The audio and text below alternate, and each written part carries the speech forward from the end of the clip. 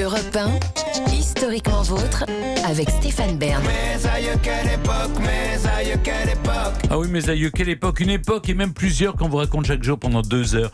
Toujours avec Jean-Luc Lemoyne, David Castel-Lopez qu'on retrouve dans un instant. Mais d'abord avec vous, Olivier Pouls, qui est notre guide culinaire vivant.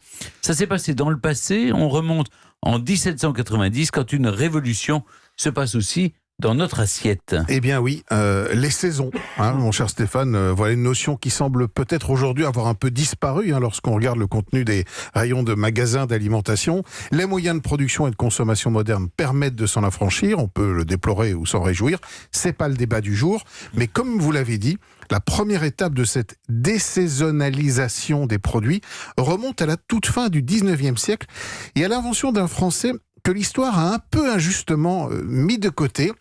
Je pense que c'est un de nos plus grands inventeurs et malheureusement on le connaît assez peu. Alors cet homme se nomme Nicolas Appert. Il est né en 1749 à Chalon-sur-Marne, il est mort en 1841 à Massy et il a, vous allez le voir, profondément modifié notre façon de nous nourrir.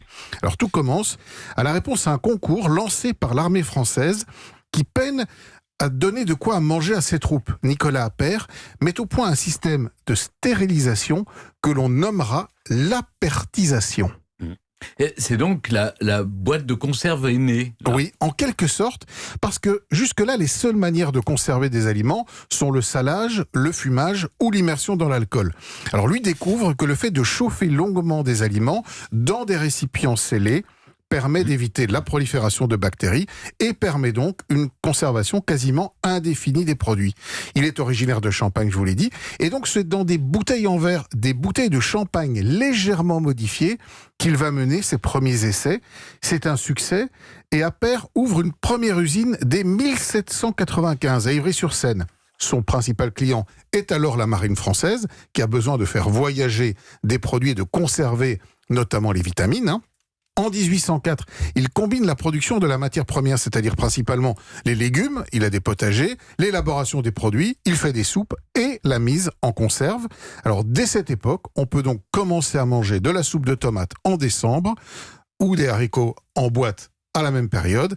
Appert a mis, dit la presse, les saisons en bouteille. On imagine que pour lui, ça a été un jackpot. Eh bien oui et non, car s'offre alors à lui 2 solutions. Déposer un brevet et toucher les royalties, ou céder son invention à l'État et toucher une somme forfaitaire. Alors le prix que le gouvernement lui propose à l'époque, c'est 12 000 francs, c'est pas mal, mais c'est pas énorme non plus. Mais Appert est un altruiste et il choisit la seconde solution. Alors immédiatement, les premières conserveries ouvrent un peu partout en France, mais aussi en Europe. Ils ne touchent pas 1 euro, enfin à l'époque pas 1 franc. Les produits se conservent, voyagent, c'est une révolution. Révolution que les Anglais, ennemis à l'époque, vont encore améliorer, car si en France nous continuons à apertiser dans des bouteilles ou des bocaux en verre, eh bien outre-Manche on a opté pour un autre contenant, une petite boîte en métal blanc, plus légère et moins encombrante, c'est la boîte de conserve. La fin de vie de Nicolas Appert, malheureusement, est d'une infinie tristesse. Il consigne les fruits de ses découvertes dans différents ouvrages et préfère poursuivre ses recherches plutôt que de s'enrichir avec des conserveries. Il meurt, figurez-vous, dans le plus grand dénuement, sans même avoir été décoré de la Légion d'honneur qu'il pensait pourtant avoir mérité et qu'il aurait souhaité. C'est triste. Mais comment est-ce qu'il a commencé avec des bouteilles de champagne? Oui, des bouteilles de champagne dont il avait élargi le goulot. Ah oui, parce que sinon, pour faire rentrer les légumes, c'est compliqué. C'est compliqué, non, il avait fait élargir les goulots.